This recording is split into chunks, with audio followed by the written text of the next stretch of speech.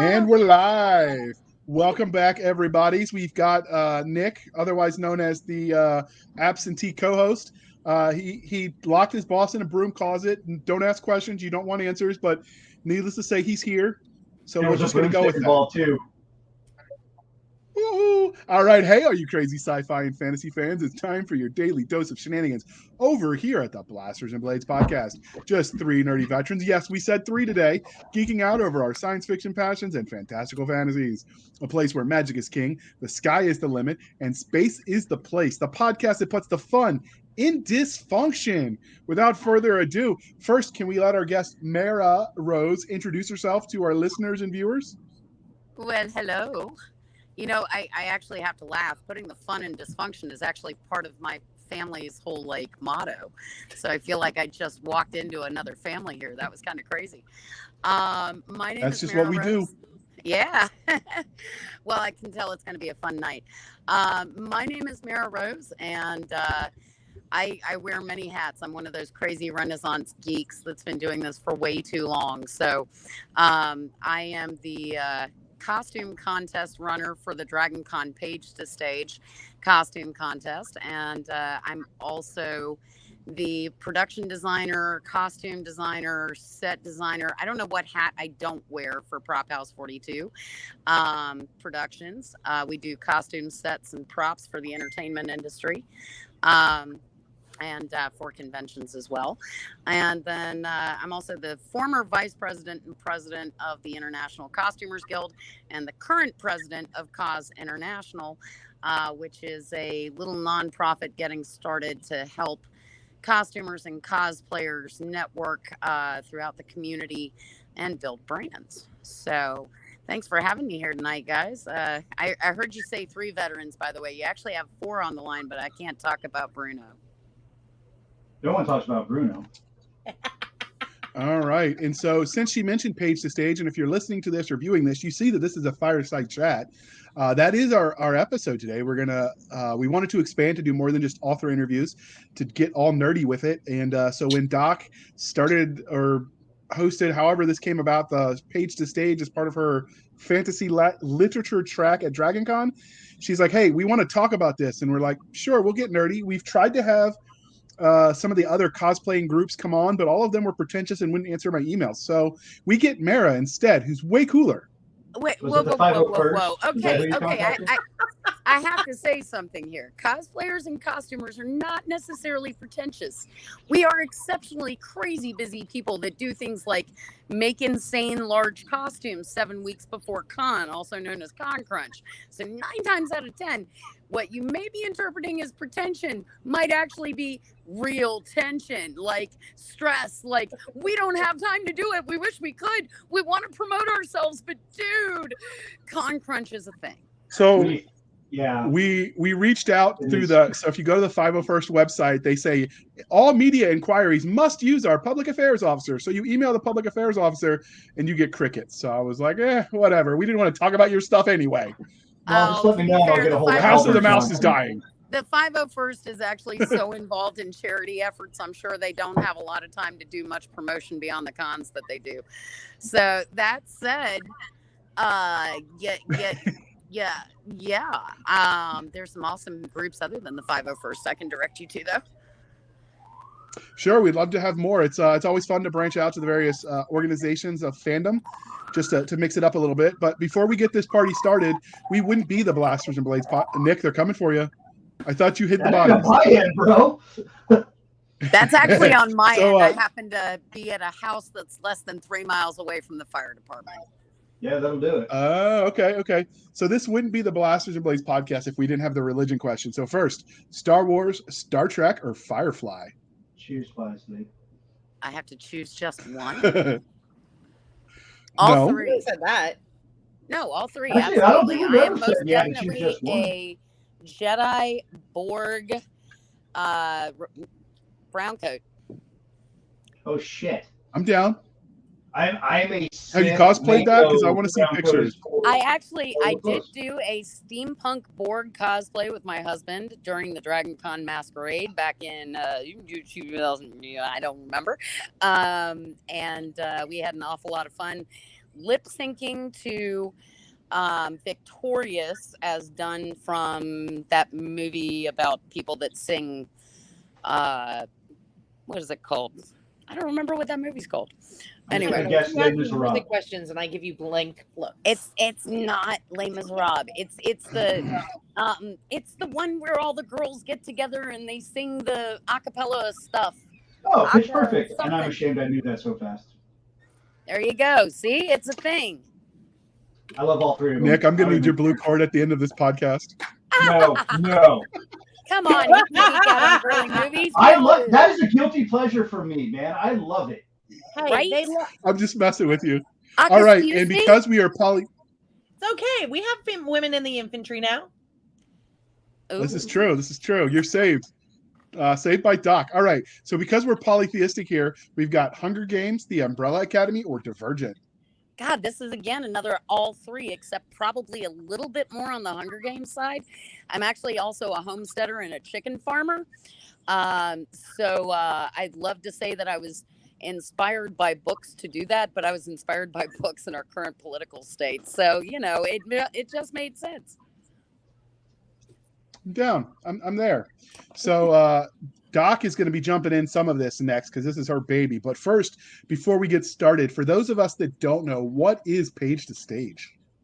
Oh, the Page to Stage is the most amazing contest, I'm telling you. Back several years ago, I want to say about 15 years ago, the Page to Stage started as the Page to Stage comic book pageant on the comic book track at DragonCon. And it was actually emceed by two of the most amazing comic book artists and longtime DragonCon just uncles. I mean, who doesn't consider George Perez an uncle, right? So George and Peter David emceed the contest, and it was their baby, and they had lots and lots of amazing costumers come out and participate, and it was the Saturday night epicness that they did with the main programming track. And then about 5 years ago, somebody decided it was time to retire it and replaced it with the Chosen at the aquarium, which is the Yaya Han contest. And I was very pleased to be able to be one of their backstage prejudging judges for that. I had a lot of fun with it, but it was a very different vibe. And so fast forward a couple of years, or rewind a couple of years, however you want to go. And back in 2020, Cisca said to me, hey, I want to have a costume contest on the fantasy literature track. And I hear you know something about that. And I died laughing because she's probably the only person that did not realize that I've been running international costume contests for 26 years. And I just said to her, okay, we can do it, but I need you to ask them if we can take the name Page to Stage and bring it back. Because one of the coolest things about the Page to Stage was it gave an audience for characters that had not been standard in costume contests to suddenly appear. Nobody did Hawk Girl, and suddenly people were doing Hawk Girl. Nobody did Deadpool. And this was before the Deadpool movies, and people were doing Deadpool. And so it became a thing. Well, I figured what better way to revive that contest at DragonCon than to expand it from just comic books to fantasy literature, fiction, manga, every literary work in existence, fiction, nonfiction, etc., and comic books, and give it a home. Is it considered cosplaying if you created the character that you're dressing up as? Absolutely. Asking for Nick. Yeah, there's pictures of me in the Phantom Hawk costume. I did 6 months across. I know, that's why I asked if it counts. My fat ass in there. Wasn't so fat by the end of 6 months across it. But I am very Jon Favreau when it comes to that. Like, I'll get in shape for the project, and then as soon as it's over, I'll blow right back up. Because I love food and beer. So whiskey. I have learned a ton doing this, but yeah, we really did want to make sure we had a literature and print media focused costume contest. But I've learned a lot about this, but can you explain to these gents the difference between costuming and cosplaying? Well, the reality is the two terms are actually interchangeable now.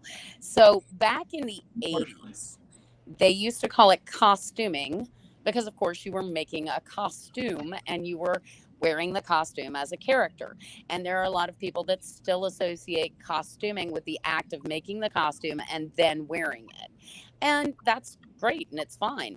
But sometime mid 1970s, a gentleman, I believe it was in Japan. There's actually this whole write up on the history of cosplaying out there online if you want to go and look it up. Came up with the term cosplaying to mean costumed play, which means putting on a costume and playing a character, whether or not they made the costume. So, for a good defining maybe 20, 25 years there, the difference between them was, did you make the costume? And if you did, you were a costumer. And if you didn't, and you were just putting on the costume and playing the character, then you were cosplaying. And so there was some friction in the community, and some of it still kind of exists today. Did you make it? Did you buy it? Is it costuming? Is it cosplaying? But now the two terms kind of function interchangeably. So, there are a lot of cosplayers that put an awful lot of time into making their costumes and being these characters. So really, I consider the two of them interchangeable, but I'm sure there are people who will disagree, probably in the comments. Probably right here in this forum. Not me. No, I look at Yaya Han as a costumer. Well, Yaya is a costumer, though. I mean, the reality is that Yaya considers herself a cosplayer, I believe, but she does make costumes. She does it in a very different way if you look at the stuff that she did on the TV shows than most people would consider, because on the TV shows she didn't sew. Now, obviously, she sews now, and she's got a lot of fabrics out there. She's had a huge success in her career with materials and things of that nature. And so that's one of those bridges. I mean, she may not consider herself a costumer, but she definitely makes her costumes. So I think Yaya is actually a fabulous example of what cosplaying can do.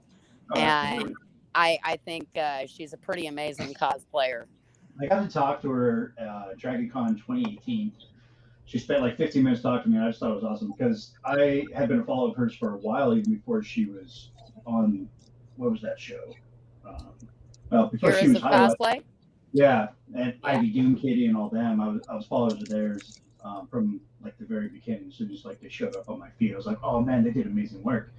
And they show their processes and things like that. I just think that was amazing. So yeah, the terms are interchangeable to me, but I have a lot of respect for people that are able to build that stuff, because some of it's pretty intricate. They get really creative, and they're using LED lights and, Worbla and foam and just so many cool things that I'm just like, I got some Eva foam that's been in my closet for like 6 years, and I haven't done anything with it. So I just keep recycling costumes I already had. I have to laugh because you called it Eva foam. It's EVA, and we always do this with everybody in the panels that I run. I'm still gonna call it Eva foam. I do workshops at Dragon Con on working with thermoplastics, working with EVA foam, and there's so many different types of foam and things of that nature. But I have to correct you because it's not Wally's girlfriend. It's not Eva. It's EVA. And I appreciate that. You know what I'm gonna do? I'm still gonna call it Eva foam. I know it's EVA because it's all capitalized and there's dots in between. I do know how to read, despite what people in the audience think. I'm not just some dumb grunt. Most of the time, it's easier for me to say that Eva foam. I said Warbler, right? You said Warbler, right? You forgot about cool. Wonderflex and Centra and all of the other ones. Centra. Oh, I did so many wonderful things with Centra. My ex-wife hated it because I had pots of boiling water going all the time. Because that's how you form it. Well, that's how I formed it. Okay then. What's the look for you? Don't give me that look. What, Nick? You know what you faced. So I'm not sure what he's got in that mug. It's an old fashioned right now. Okay. So, Doc, let's get us back on track about the page to stage, and then we'll branch back into individual costuming because I think that's an interesting conversation too. But let's try to not jump back and forth yet. So last year was the first year of the new page to stage, as hosted within the Hyatt. This year we have 2 divisions now, which is really neat, and we have an invitational and an open. The open is what we did last year, and it's anybody and everybody can register. They are required to, they have to pre-register. So we're not doing any on-site registrations this year, right, Mira? That's correct. So basically last year, because the contest was announced a little last minute, we felt like it wasn't quite fair that people didn't get a full 3 months notice like they do with most Dragon Con costume contests. And so we did allow registration on site. This year, that is not the case. We opened the open division on June 1st. The open division has the same division entries that... All right. Sorry for this little bit of an introduction. The guest had her technical difficulties. That's what happens when you live out in the country. And so rather than have you listen to static, etc., we decided to just edit it out. And so we appreciate your patience, and we'll get back to the show right now. As far as so the answer is, of course, no, we do not have any registration on site this year because Dragon Con people got a full 3 months notice, just like with the FNCC and other costume contests, whereas last year we really only gave them about 2 months notice, so we wanted to allow people to register on site. This year, all registration is being done online. It is the standard format for an open division costume contest. If you've never won a costume contest, you've never won best in show or best in division, then you would need to register as a novice. If you have won 1 to 3 of those awards previously, then you would register in the what was formerly known as journeyman. We use non-gendered terms. So it is intermediate division. And if you've won 3 or more, then you would be in the master's division normally, but we changed the name to advanced. So we have novice, intermediate, and advanced divisions. And then, of course, we also have the Best in Show Award, Best Division Awards for each of those divisions, and Best Craftsmanship. Those are the minimum number of awards that we give for the open division. And then this year, we started something super new. It's going to be so much fun. Okay, wait. Let's first explain one thing that's important to know about these characters. These characters need to be from print media. So manga, comics, graphic novels, because Nick has taught me that these are 3 different things. See, and you thought I just ignored you. I just thought you stared at me blindly because I'm a pretty face, but whatever. And as well as novels. Any fictional character, or you can do a non-fiction character if it's been represented in print media. I mean, there is Abraham Lincoln in a comic book. Yeah. All right. And that said, Pride and Prejudice versus zombies. Right. Or you can do their media representations. So that means you want to do Captain America because he's in a comic book, but you want to do the Captain America suit that just showed up in the last Avengers movie. Go for it. Yeah. So there is an open to interpretation part. And we also will let people do stuff out of like game books, like RPG manuals. So, but oh, really? They're allowing that now? Well, we are. That's awesome. The artwork is really good in a lot of those, like the Heroes RPG. Yeah. So personally, I'm a huge fan of the World of Darkness line of books. Shout out to Phil Bricado, man. You got some of the best artwork in the world in Mage the Ascension. So Nick's gonna send me hate mail later. I'm gonna come visit you, and that's way worse. I stepped into something I don't know about. That's because you didn't see underneath the scroll of the screen. I put a picture something to effect of they're all pictures. How dare you diminish my craft? I don't know. When was the last time you published a magazine? Oh, that's hard. Now, Oh, see, that's not fair because No, if you're going to hit that's him with really good that that, you brought that up. And I'm not going to be emotional about it. It was Solarium Prime. It debuted in April and it sold out. good job, So you man. could just go over there and just like Bravo. have a Well glass of meat and shut the fuck up. That's so when did the fine. second round come out? What have you done for me in July? Oh, I'll do anything you Cisca. want in July. What's up? No, I'm just saying. No. We're just giving each other grief. No, second printing is going to happen. I'm having a new cover done, so you know it's a second printing, and he has a day job like a lot of us indie creators do. So he's getting to it, and it's pretty slick. So. That's awesome. I did see that Solarium Prime came out and was super psyched for you. By the time I went to go get it, it was sold out. So Get some of your readers to cosplay and enter in the open division. yeah. Okay. All right. So I'd be very honored if someone decided they wanted to dress up in a cape and cowl like Phantom Hawk. And that's part of the reason why we do this. Honestly, authors are the unsung heroes of the con community, man. They give us the characters that we love, and some of them get the chance to go out there and see their, intellectual property and their amazing works come to life on TV screens and in movies. But the rest of them, man, they spend all of their time writing these amazing characters, and they never get the attention they deserve. And this contest gives them the attention they deserve.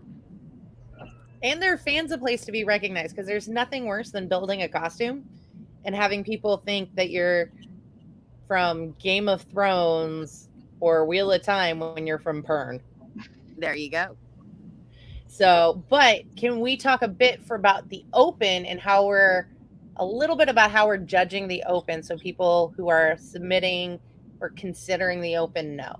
Sure. So first off, let's talk real quick about the criteria. Okay. So because this is a costume contest, remember we talked about the difference between what was perception of costuming and cosplaying, right? It is a costume contest.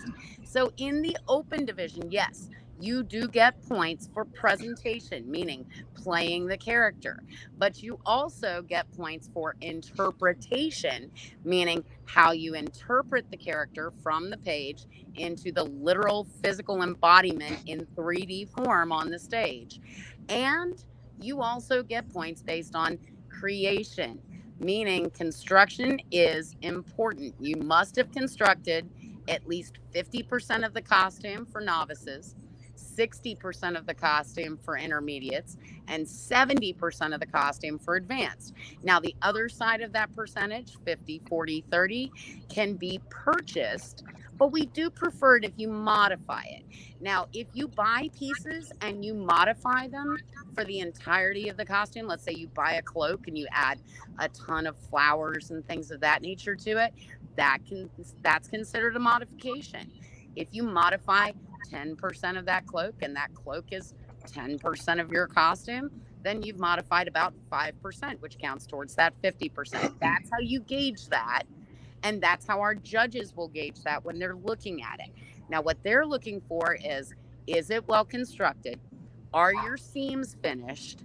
Are your edges pretty? Please bring us finished edge foam armors. Please do not leave your sandwich sides open on your Warbler. Okay. Make sure your paint jobs are nice. They don't have to be perfect. Not in the novice division, at least. If you're in the advanced, we'd like them to be perfect. But obviously, that's how those things get judged. So that's what we're looking for in the open division. Now, we do have 4 amazing judges. We're not going to give any names out. We're going to wait a little closer to con to release all of that stuff. But they run the gamut between professional costumers and cosplayers who are also published authors, and people who are cosplayers but also involved in the entertainment industry, and authors. So first, what do you mean by, so how do you define construction? So construction, if they bought is anything, the pieces in this, sorry, go ahead. I say, so if you go to a thrift stop and you buy the various things and you modify it, you get the percentage, but it doesn't count as construction unless they actually make their own pants, for instance? No. So that's actually what we mean by construction. All right. So let's say you go to a thrift store. You buy a pair of pants, and that pair of pants is going to be one of the items unmodified. Okay. Because pants are roughly half of your person, they're roughly half of your costume. So that means you're going to make everything else. Or you're going to modify those to bring down the percentage. So let's say you buy the pants, but you've got to distress the pants to make them look weathered, or you've got to add leather straps to them so that they fit the way they're supposed to, or they have the aesthetic that they should have. Um, Perfect example. Let's say you want to do a Deadpool. Go buy yourself a pair of leather chaps, get some red fabric. So that red fabric to the chaps, you now have a 25% constructed, 25% purchased piece. Okay. So do you give points for complexity? Because obviously someone making an outfit that's just cloth, and I don't want to say just in that derogatory sense, but that's a lot different than someone that makes, I don't know, faux power armor like you've seen from some of the Warhammer cosplayers. Does that factor into the price, or the pricing, the judging? Well, that's actually a really, really good question. And this is something that is heavily debated in the costuming and cosplay community. So, fiber arts are very difficult to master, and people tend to look at a garment and say, "Oh, they just sewed that. It's not a huge deal." The techniques used in sewing that piece, cutting that piece, patterning that piece can be just as complicated and just as complex as what went into patterning and heat forming and painting an EVA piece. So, you're really judging each piece based on the piece, less than judging them against each other. So when I'm looking at a costume as a judge, what I do is I look at it and I say, okay, this is exactly what the costume should look in my mind. How close does it come to that? And then I judge based on that by the points that I'm going to give. That way I'm not judging a power armor against a gorgeous Renaissance dress. I'm judging the Renaissance dress against what I expect the Renaissance dress to look like, and the power armor against what I expect the power armor to look like. So let's talk about what you expect it to look like. So if it's from a book you haven't read, for instance, you obviously aren't going to have a preformed idea of what it looks like. So how do you determine what to base it against? Well, that's another great question, and that's one of the wonderful things about this interpretation category. So, a judge's interpretation may be different from the costumer's interpretation. So, at the beginning of the contest, which happens before they ever take foot or take set foot on the stage, we have something called prejudging. Now, during prejudging, they provide documentation of what they did to create the build. This is just basically pictures, patterns, notes on how they drafted the pattern or how they draped the costume.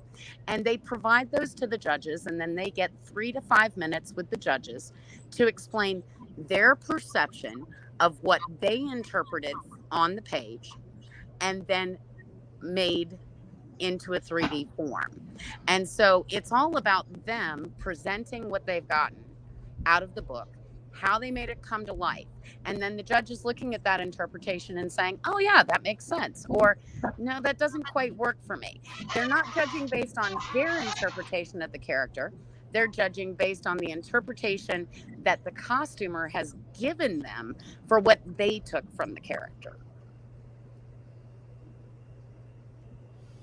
So when they pick the characters, do they weigh against, like, obviously if someone's going to, we'll use Halo, right?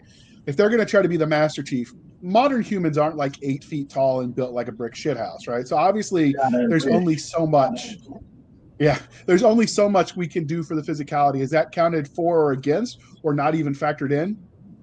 It depends on the judge and it depends on the build. It's very specific to each character that's presented. So, using your example, I have seen amazing Master Chiefs that were 5 feet tall that I would have awarded just as much as somebody that came in on stilts and was 8 feet tall and bulletproof. There is a complexity factor in creating these costumes that you have to take into account. And honestly, we don't expect people to look exactly like the character. This contest is very specifically open to everyone.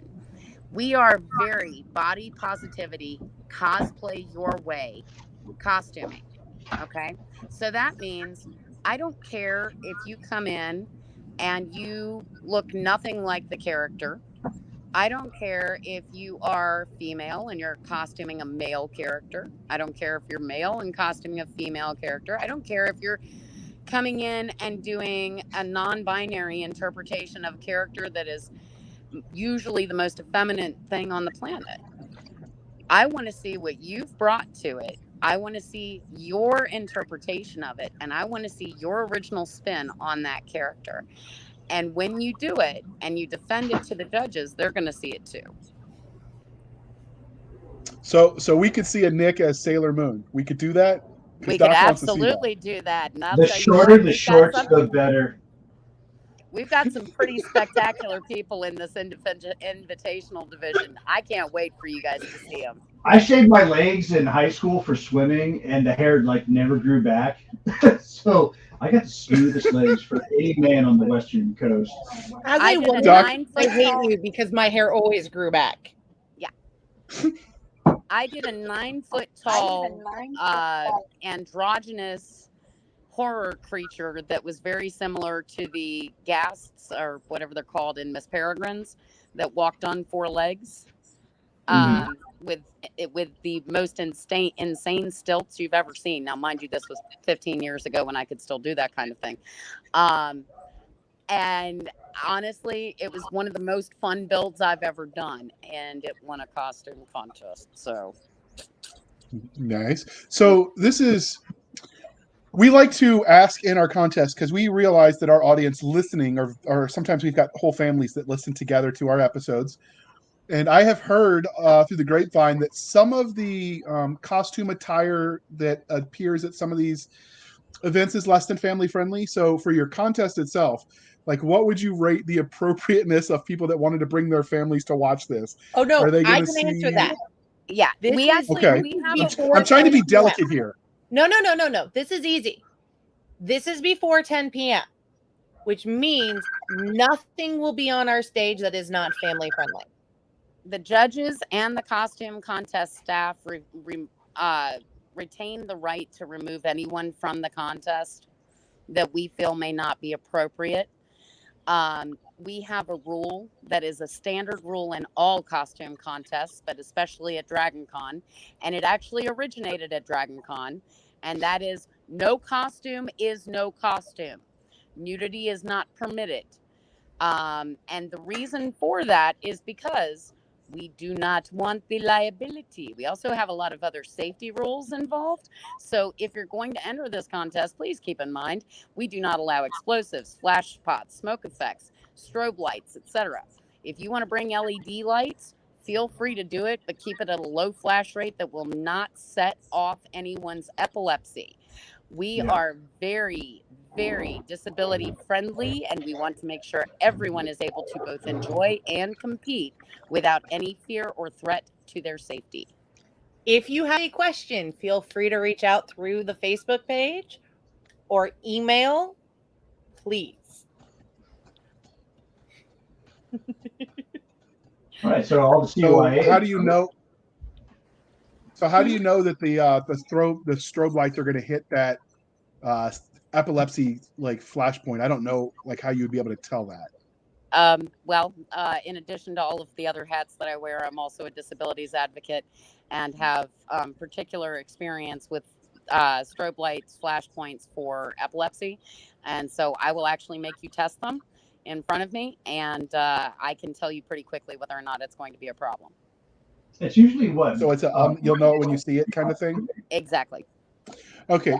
All right. So we are going to pause real quick while we shamelessly shill for the man with this most excellent commercial. Actually, this time... Do you have what it takes to take this from the page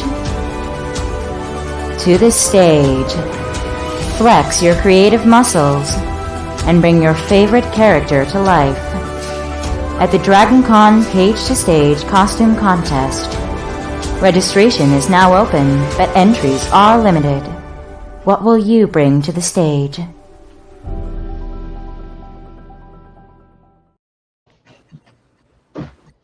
All right. So thanks for sticking with us. And Doc was about to say something right after she said hit the commercial. So what were you about to say before I so rudely cut you off? Which was funny.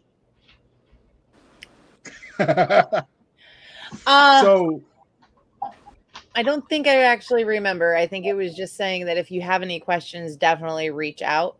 And I don't know. And so for those of you that that are listening and not viewing, the commercial showed a lot of the costumes that were there. So it was very visual oriented. So what I'm going to do is I'm going to upload that commercial as a standalone YouTube video as well that I can link in the show notes for you on the audio side. It's worth checking out, even if you don't want to watch the whole thing because you listen while you drive or whatever. Check out that 30-second commercial. The costumes were pretty lit. Oh, they're amazing. Those were our entries for last year, and they were absolutely amazing. Our best in show from last year Mira remembers her name, and I don't. Her name is Michelle Capamaggio. She did Gia Leon. Oh, I didn't pronounce it right. From Heaven's Blessing, which is a manga. And that costume was amazing. It's based on a butterfly kimono. And it was so gorgeous up close. We also had William Schaub, who is a professional leathersmith and entered in our advanced division. And that knight's costume that he brought from Ares, God of War, was spot on perfect. Beautiful finished edges. We had a gorgeous Sanderson costume in there. And I mean, just amazing work by all of our contestants last year. Those were the 6 winning entries. And you will notice one of them was a duo. And we are one of the unique costume contests that does not have a group division. We actually, in our open division, judge groups in the division that they should compete in as either novices, intermediate, or advanced. So again, it goes back to judging costume against the costume, not against other costumes. Okay. So some contests, because Nick didn't see my notes, some costumes obviously include weapons as part of it. Like, obviously if you're doing Warhammer, for instance, or some medieval costume. So how do you handle that with safety standards? Because I can't imagine Dragon Con wants you walking around with a firearm that they don't know whether it really shoots or not. Well, so the first thing you have to do before you ever come to prejudging is take it to Dragon Con Safety and have it cleared. Once it's cleared through Dragon Con Safety, they will put a tag on it that will show us that it has been approved. And then you can compete in it. That said, you cannot brandish it towards the judges. And if it is a firing weapon of some sort, meaning it has a projectile like a bow or a gun, you may not fire the projectile off of the stage or on the stage towards anyone. Okay. Seems reasonable enough. So is there a preference for people that just make prop weapons as opposed to modifying real ones and then getting them cleared?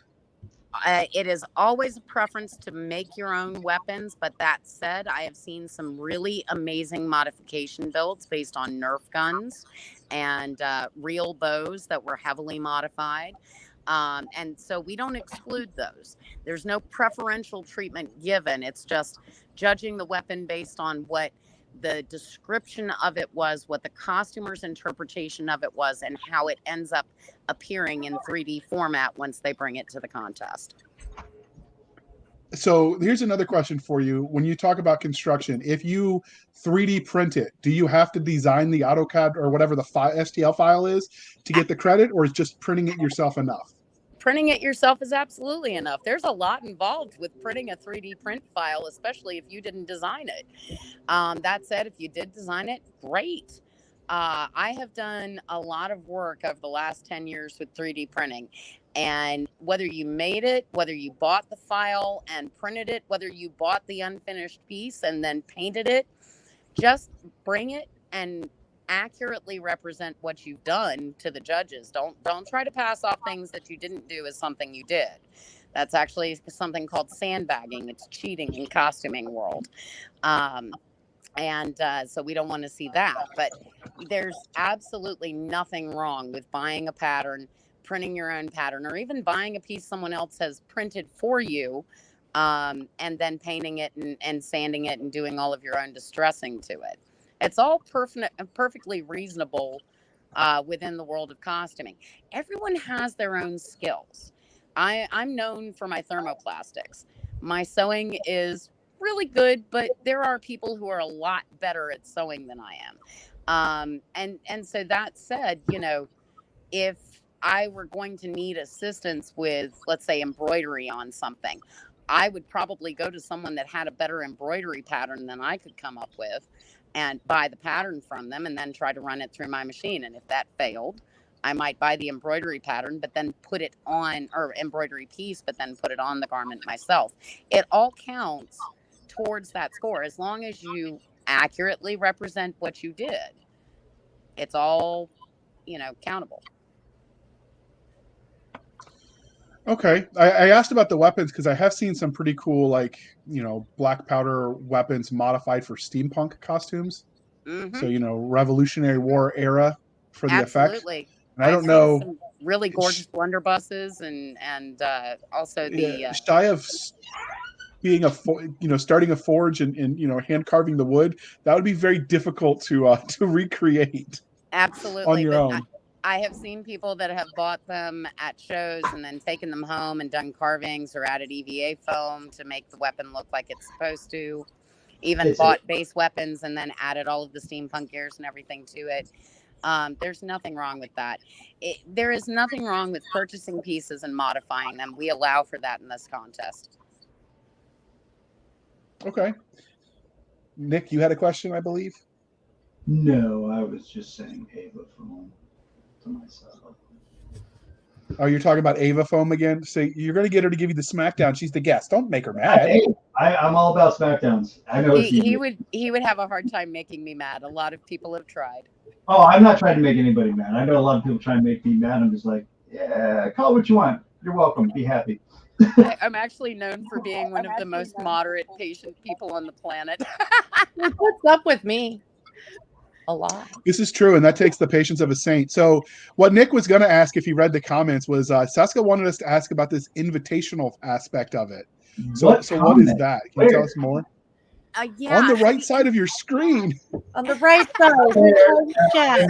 Nick, you've done this before. You are too rusty. Okay, so I need to scroll down. Sorry. My bad. No worries. The invitational division is actually probably the coolest thing we've come up with. So, like I was saying, this is an international costume contest. And there are a lot of international costume contests that say, hey, send us your applications. We're going to review the costumes you want to bring. We're going to choose the best 20 costumes. And those are going to be the people that compete on our stage. I didn't want to do that. I wanted to do something very different that helped bring attention to specific artists, specific authors, specific characters every year, and kind of got more interesting thoughts into costumers' heads to challenge them to create new things that no one had ever done before. And so what we decided to do was create an invitational division and invite 20 amazing costumers. And similar to Project Cosplay and all of these other, shows that have gone, okay, you have this many days to make this character and put it up on stage. We're giving them 7 weeks to build a costume based on one of these characters and come and compete with it. And so we put together a list of 40 characters with various literary backgrounds. We've got 5 in there from comic books, one of which I believe is also a graphic novel, if memory serves. We've got 5 in there from mangas. We've got 5 in there from what we call mass media fiction. These are the very popular fictions like, Ruby Rod from Terry Bisson's The Fifth Element, and Super green. Right, the Stillwater suit from The Winds of Dune by Kevin Anderson and not Frank Herbert, his son. Um, but anyway, so these great, amazing costumes that are written on the page and sort of represented in the artwork, but that people can really take some interesting spins on. And then we took 25 lesser known but absolutely amazing authors, some of whom have been very active in the con community and have a great following, but just haven't gotten that much attention. Like Davis Ashura, whose freaking artwork is gorgeous and his descriptions are amazing. And these characters. And J.N. Chaney, who we just talked with recently on the show. Yes, who did the Soul Arbiter insertion armor, which is one of the things that has been chosen and highlighted for the Invitational division. So basically what we did was we took 40 characters and said, okay, these are the characters you have to choose from. And then we invited 20 costumers to come pick a character, make that character, and then put it on stage at the Dragon Con Page to Stage to compete for $1,000 cash prize. Yes. And so we are bringing attention to literacy and literature and costuming and fandom, and we're mashing it all up together through this division. It's going to be a blast. I'm so excited. I'm already excited by some of what we're seeing from some of the costumers that have accepted the invitations.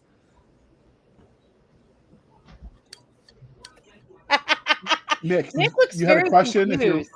Can You're like, can we ask that? I'm like, ask what? You guys are having an internal, like, I am a shitty host. All right. So do you have a list of what? So you said that there's a list that you had some of these people go through to pick. Is that available to the public, or is that behind closed doors for people? That list is actually available to the public right now. It's on dcpagetostage.com /2022 character list, I do believe. .html. So if you go to the dcpagetostage.com website, you'll click on Invitational Division, scroll down, and on the left-hand side, you'll see 2022 character list. Click on that button, and you'll see all of the characters that have been chosen, or that have been, all 40 characters that are up. And then on July 15th, you'll see the list of characters that have been chosen and the cosplayers and costumers that are making those builds with all of their social media information. And then you can go in, like me and Cisca have been, and watch the builds as they're happening and be like, oh my God, that's so amazing. Oh my God, that's so beautiful. No, if you search right now, if you're listening to this and you don't want to wait to hear what we're talking about, you can search on Facebook, the hashtag Page to Stage, as well as the hashtag Podium Audio, and find it, because Podium Publishing has been our wonderful and gracious sponsors for this event. So yeah, they have been amazing. They're providing all of the cash prizes and prize support for everything. And I'm so excited by some of the things that they have out there. We chose some of their characters as well to highlight, to say thank you, but also because some of these characters are just gorgeous. Like the descriptions, when you read through them, they're a costumer's dream. So one of the other things that's been really awesome about this little sidetrack that I've really pleased of, this is the first real inter-track event. So this isn't just fantasy literature. Costuming tracks partnered with us, as well as YA literature and sci-fi literature tracks. So it's a big deal if you go to Dragon Con. And we're kind of hoping to partner with other tracks. So, if anybody else wants to partner, feel free to message or email Cisca, because, we're cool with it. So, Nick, are you lost? So I actually just scrolled through real quick while she was talking the list, and one of the other ones that's on their list by Justin Sloan, the Shadow Corps, we interviewed him, I'm pretty sure, about that book. So if it's in the archives, I will dig that back up, and we will throw that up as well. So if you're curious. There's one of the things that's been really neat is if you are in the invitational and you want to see if you can reach out to the author, let us know and we can help you facilitate that. So we have one with some of the authors. I don't know all of them. I'll try and help you with it. So if I don't know them, but I'm lucky that I know many of them. I will say right now, the selection committee that is putting together all of the invitations and getting them out to people, has been working double time, stalking people that have a history of making costumes and characters that are similar to the ones on the list and have done amazing jobs with them before, so that way we're looking at people that we know this is well within their skill set, well within their ability to con crunch and get this done within time constraints, and well within the purview of the contest. And then, in addition to that, when you go through this list of characters and you're looking and you're going, I have costumes that look a lot like this that are very similar. I could do some modification and I could make this character work. If I modify this costume that I've already made, do it. Do it, because you can enter a costume that you've previously made and even previously competed in, as long as it's never won Best in Show or a major division like Best Novice, Best Journeyman, Best Master. As long as you've never won those awards with it, you can modify it and you can bring it to the Dragon Con page to stage in the Invitational. Now, for the rest of you who are looking at the list of characters going, I want to make that. I could make that in the next 7 weeks. Do it and bring it to the Open. Go register in the Open division and bring it. And might I make a recommendation? If you're looking at that list of invitational characters, you might also say, hey, that looks really cool. I want to read that. So if you're not a costumer, but you're looking for your next read, check that out. So the other thing is when you're registering for the Open, you don't have to have your documentation ready when you register. You just have to have it to us by the deadline. That's like a week before the convention. What registration paperwork? It's just proof of the build showing pictures of this is what I did and stuff. Stuff we all do anyways. We all take pictures and are like, hey, look, mommy, look what I did. Oh yeah, my phone's full. Yeah, we don't require a heck of a lot in the ways of documentation. We want to see what process you did. So, okay, I'm working with thermoplastics. Hold on, let me take my camera out real quick, and I'm just going to take a picture of this piece that I'm working on. Okay, there's documentation for that piece. You can put it in a Word document and toss your photos in and type in a little description of what you did. You can just put the photos in and then explain it in person when you get to the con. All of that counts as documentation. Obviously, it doesn't have to be perfect APA citation format, all of that. We're not crazy. Okay, this is a fandom event, not a college dissertation. Okay, so I got a quick question. I don't care about the grammar as much. No, especially if it comes from me. I would. Okay, that said, it is a literary costume contest competition. Right, so I have a quick question. We've talked about that you gathered this collection of characters. On the creator side of the house, if we wanted to submit to be put on that list for costumers, cosplayers to do our independent stuff, like, is there a way for us to do that? So, like some of us that aren't getting as much love, So what we've been doing is we have been highlighting characters that have been sent in as they may not have made it into the invitational category for this year, but there is going to be a next year, so you never know. But also what we've been doing on the DC page to stage Facebook page is we have been highlighting character descriptions sent in from content creators. So if you're a content creator and you want to see if somebody will use this as an inspiration, send me in your character description, ideally the press, so that we can hashtag the press, Falstaff Publishing, Bain Publishing, that Podium Publishing, that kind of thing, as well as the series it's from. And if you have either the cover art for the book, that would be, or comic, that would be great, because that way we can take it and put it up there so that they can see where to go and get it. And we will even do our best. If you message me, I'll let you know when it goes live so that you can tell me that, hey, look, you forgot a comma. I probably won't get to it. Or I'll- you can just have me spell check it, like I've been doing all the grammar and spell checking along the way. You know what? Some people So- need a support system. I have one. So We I love was you. in We the make side fun, but comments we love joking. you.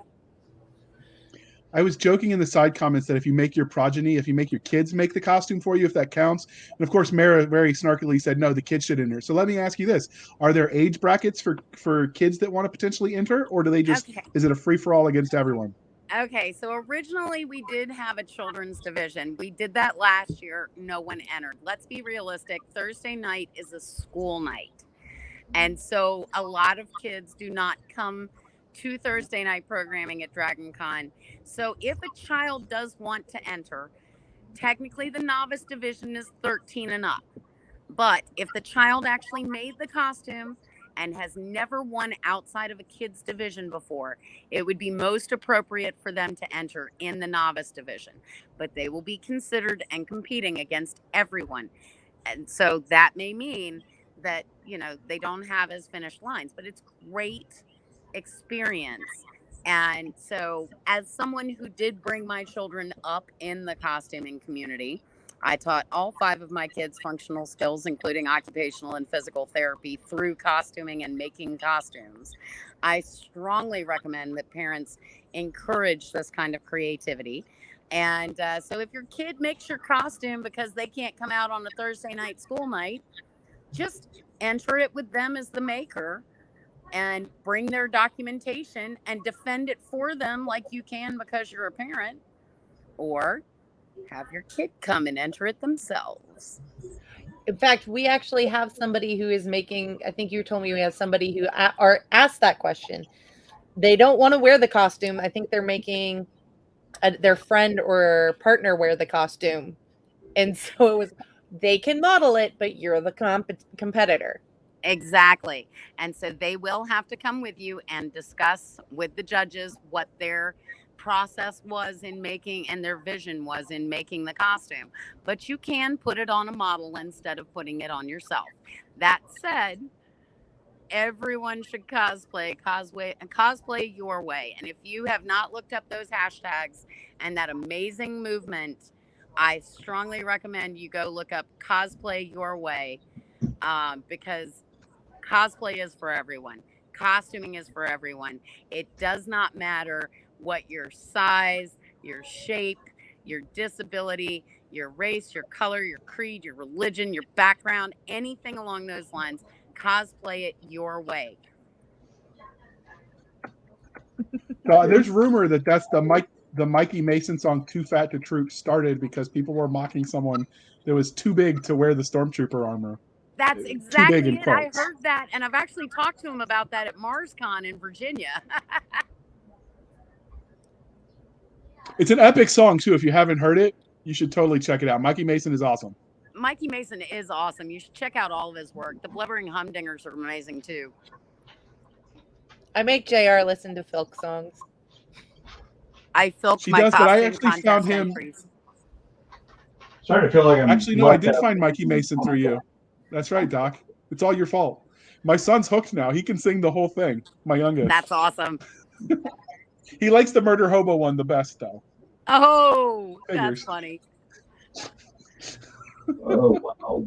So, all right. So, were there any other questions about this page to stage that we didn't ask you that we should have? Because I'm a noob at this. I don't know anything about costuming other than I've seen pictures. You've I want to seen make you a pictures. Marine Guard Jedi. I mean, the page to stage is just an epic contest. It's along with the Friday night costuming contest and the great tradition started by Marty Gear there, that Lee Cox has just done such an amazing job with for the last decade. You know, we really count ourselves lucky to be among the beautiful pageantry that comes in costuming at Dragon Con. And the invitational division does get a little bit cooler because in the open division, we do a catwalk. You come out on stage, the MCs read your announcement, they talk about your costume, and then you go off stage. But in the invitational division, you get a 1-minute skit or musical performance. entertain the audience as your character. So this is where the creativity in the presentation comes in a little bit more. It's not like the masquerade. The masquerade is its own animal. They give people 90 seconds to 3 minutes. And you guys have seen some crazy stuff in there. I know because I've put some crazy stuff in there. I mean, let's just go back to 2018. You guys saw the monolith and the monolith one. That was a minute and 30 seconds of the 2004 music. I didn't put that in. No. I was the crazy person that brought the Mad Max Mario Kart mashup. You guys remember that? Where the Power Wheels died on stage? That was us. So, they get to do all kinds of fun stuff in that 1 minute time frame. And so we have a pretty neat performance aspect there. And Cisca, I understand we're gonna have a little bit of an auction while the judges are making their decisions, right? We are working on that. Well, we are working with the DC charity event. His eyes got real big. She's like, "Yeah, that we're working on it." I am working on it. Read between. Well, I'm sure you are. Private. We also Nick, have you had a question before. We also have really amazing MCs and John Hartness and Tanzan Silver. They made it absolutely amazing last year. Come listen to them flub the names of every manga and anime character on the planet. And we've had them on the show, so you can always hear what they sound like when they know what they're talking about. Hey, Mara, I've got a really quick question. Is this going to be filmed? The Invitational, everything costume related? Is it like streamed live or anything like that for people that can't attend DC? Like I can't do it this year. Well, love to see all that stuff. We will be recording it. There will be video. Hopefully this year there will also be audio because apparently last year we had a technical glitch and didn't get the audio of the contest. Oh wow! No one trained me in audio visual. It's fine. That's why we've got a board runner this year. We've got an AV professional coming to make sure we get good audio and good video. There'll be a tech rehearsal for the invitational competitors, so they'll get to run their skit real quickly, so that way they know where to hit their marks and everything else. But we will have it up somewhere. Now, where has not been defined yet. It may be on the website. It may be on the Facebook group. We will not be allowed to stream it live, primarily because of the fact that we're in the Hyatt International Ballroom South, which if you've ever been in the Hyatt International Ballroom, you know that there's a Wi-Fi issue down there. Yeah, it's so if DC TV picks us up, are you listening, DC TV? We'd love to have you pick us up. Then hopefully we will also be on DC TV. I'll make baked goods. I will. You're going to bribe them with food. I dig it. I will bribe them with mead. I will bring mead. See? Oh, who's sponsoring it? Is there somebody sponsoring this? Yes. Podium is sponsoring it. Okay. Podium Publishing. Podium Publishing. They do audiobooks, people. They do audiobooks, but they're also in print now. They're getting into print is my understanding. They have a really amazing audio book out by Felicia Day that's a lit RPG. One of the characters we chose is actually from it. It's hysterical. I love that book. It's Rule of Cool or Rule 2 Cool. The words rule and cooler in it. Yes, it's Rule of Cool. I have not had a lot of sleep getting all of this stuff put together. Neither has Mira. What are you talking about? I just pulled 19-hour days for 2 weeks. Are you kidding me? The funny thing is going to be the interpretation factor, because there's a modern trend in literature where they leave everything to the imagination for character description and they give you almost nothing. I don't like it. Give me the Tolkien-esque, like describe every blade of glass. But that's a hill I'll die on another day. But I imagine you're going to see a lot of creative interpretations, given some authors write books where you don't even know what the character looks like at the end. Yeah, we had some fun writing some descriptions and helping out with descriptions. I think my most fun description that I got to write was actually a character that everybody knows completely too well. And that is Deadpool. Deadpool is one of the characters for the Invitational division. So, and he hasn't been claimed yet, invitees. So, the Deadpool mashups and Deadpools are kind of well known at DragonCon. I'm hoping to see someone pick that one up and run with it. So is a mashup character where you merge two different characters together Yep. allowed? So if someone wanted to do, I don't know, Deadpool, Sailor Moon. It's been done, and it's amazing. I'm just because Doc's a fan. That is a thing, and Who's people. never seen it? I need it. I'm researching. Hold on, stand by. I got it. Yep, go research DragonCon Deadpool, Sailor Moon Deadpool. There are like 30 of them. That said, That'd be proven I'm not mature. I've been a DragonCon Deadpool for over a decade. I've been in those conga lines. I eat my chimichangas. I have melted in the parade with all of them under masks. Oh my God, nothing but love for the Deadpools. We're working on finding a couple of Deadpools that are willing to be our stormtroopers for the people competing in the Invitational if they take longer than a minute on stage. If you'd like to volunteer to be a Deadpool during the page to stage and help, strong arm our contestants if they overstay their welcome, please email fantasy@dragoncon.org. Cisca is going to so make me draw this. I found one, Doc. I happen to marry He a doesn't Deadpool. sound- I found the same one Nick just found. Doc, can you share that to the screen Right, for us? homie? No, you did not, because I'm king of Google. Okay, I'm Your only going Google to give foo you was one stronger hint. than mine today. I'm only going to give you one hint for the Invitational. Go to Facebook, put in hashtag DragonCon, hashtag page to stage, hashtag Sailor Pluto. You're going to love it. I was going to say Sailor Mars, but Sailor Pluto will work. Sailor Danny's Pluto's the- awesome. Show the outer Yeah, Space well, Club. you were giving me all that crap about Sailor Moon stuff, so I started researching it, and then I started watching it, and then I hate you. Outer Scout love, Outer Scout love. All right. And on that happy note, so right now you're sponsored exclusively, I understand, by Podium Publishing of audiobook fame. What about other companies? I don't know, sewing companies, maybe other people that make supports for costumers. I don't know, some small press publishers. If they wanted to sponsor you, how would that work? Is it going to be exclusively Podium going forward, or could other people get involved?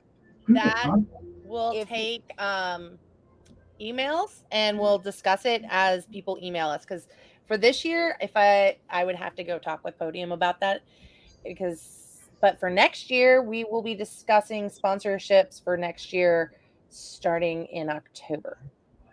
That said, And so Prop you House are- 42 has sponsored the previous page to stage and is, of course, always helping sponsor How much does a in every sponsor way have we to can. give financially to be a sponsor? What? Like the monetary amount to be a sponsor. How much is that? Do you have any idea? Let's That discuss that in email. varies and is above my pay grade officially. I'm So just saying, like, how much do I on that have to happy- save with a certain comic book company that I kind of happen to own if I wanted to like sponsor something? Like how much? We will take that off air, is what Doc is hinting. Because who wouldn't want to see an athlete So- sponsored? So the next question with tangential to sponsorship, you mentioned you're doing some sort of charity auction. Is that open for people that might want to donate? I don't know, one of their signed books, Ooh, or one of charity. their signed wanna comics, that kind of thing. A signed book, email fantasy@dragoncon.org, or a signed comic book or memorabilia or something, and I will gladly coordinate the details with them. Okay, perfect. All right. Do you have any other questions? Because we've been at this for an hour, and I know Doc falls asleep at like promptly 10:30. Like she's going to be sleeping on her desk drooling. Oh, She's we're half so an we don't hour want that past to my happen. bedtime Difficulties already. too, I Come know, on. because she contacts me at like 2:33, and she's like, "Hey, you up?" I'm like, "No," but sort of. I'm watching Doctor Who. What's up? I'm always up. I don't know why she's messaging you. She likes you Well, more. I mean, I hate to. Because I'm not Where awake is the to elephant stop room, but I'm rising pretty- time. I go to bed at 9 or 9:30. Understood. All right. So on that happy note, I'm going to go stay If with someone Mel. wanted- He loves me. Mo We goes all to bed love at 10 you. o'clock. And we love Mel. Mara, if someone wanted to reach out to find out more, how would they reach out to you guys for the Page to Stage? So the best What's the ways best to contact it, yeah. So the best ways to contact us for the Page to Stage are to email fantasy@dragoncon.org with any questions you might have, or you can message the Facebook page, Page to Stage Costume Contest. You can message that. You can also message Mara Rose if you have something directly related to rules, judging, etc., all of that stuff, or you can email me at mararose@me.com. I'm sorry. Yeah, it is me.com. If you have any questions regarding the judging aspects, the criteria, the percentages, anything along those lines, you're more than welcome to send to me. We also have an Instagram account now for it, which is fantasy@Page to Stage. Have you gotten That's that TikTok up yet? This stage. Yeah. Fantasy Page to Stage. @Fantasy Page to Stage. Okay, we'll have all of that in the show notes. We'll get that fixed. This is going to be one of the few ones that we literally posted the day after we recorded it. So you guys have plenty of time to do all your research.